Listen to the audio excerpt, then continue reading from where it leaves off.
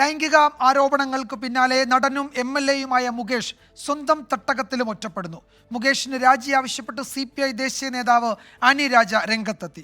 ഇന്ന് ചേർന്ന CPIM കൊല്ലം ജില്ലാ സെക്രട്ടേറിയറ്റിൽ മുകേഷിനെതിരെ രൂക്ഷ വിമർശനമുയർന്നു.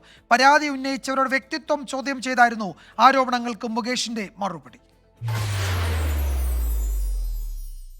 LDF നേതാക്കൾ മൗനം തുടരുന്നതിനിടെയാണ് മുകേഷിന്റെ രാജി ആവശ്യപ്പെട്ട് CPI ദേശീയ നേതാവ് ആനി രാജ രംഗത്തെത്തിയത്. മുകേഷ് MLA സ്ഥാനം രാജിവെക്കണമെന്നും ഇക്കാര്യത്തിൽ സംസ്ഥാന സർക്കാർ മുൻകൈയെടുക്കണമെന്നും ആനി രാജ പറഞ്ഞു.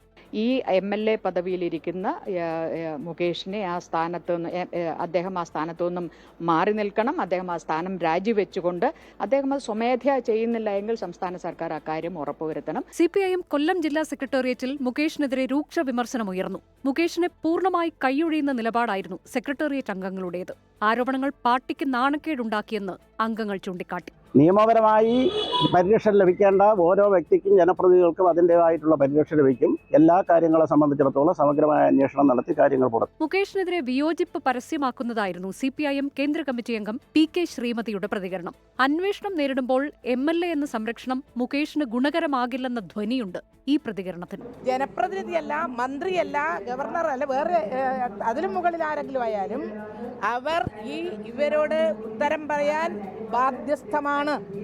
അന്വേഷണത്തെ സ്വാഗതം ചെയ്യുന്നുവെന്ന് മുകേഷ് പ്രതികരിച്ചു. എന്നാൽ പരാതി ഉന്നയിച്ചവരുടെ അന്തസ്സ് പ്രസ്താവനയിലുടനീളം മുകേഷ് ചോദ്യം ചെയ്തു.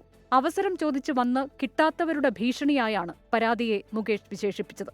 ചിലർ പണം ആവശ്യപ്പെട്ട് വാട്സാപ്പ് സന്ദേശം അയച്ചെന്നും അതിന് വഴങ്ങാത്തതാണ് പരാതിക്ക് കാരണമെന്നും മുകേഷ് പറഞ്ഞു. പുരോഗമന കലാസാഹിത്യ സംഘവും സിനിമാ മേഖലയിലെ സഹപ്രവർത്തകരും തള്ളിപ്പറഞ്ഞ മുകേഷിന് CPIM എത്ര നാൾ സംരക്ഷണ വലയം തീർക്കുമെന്നാണ് ചോദ്യം.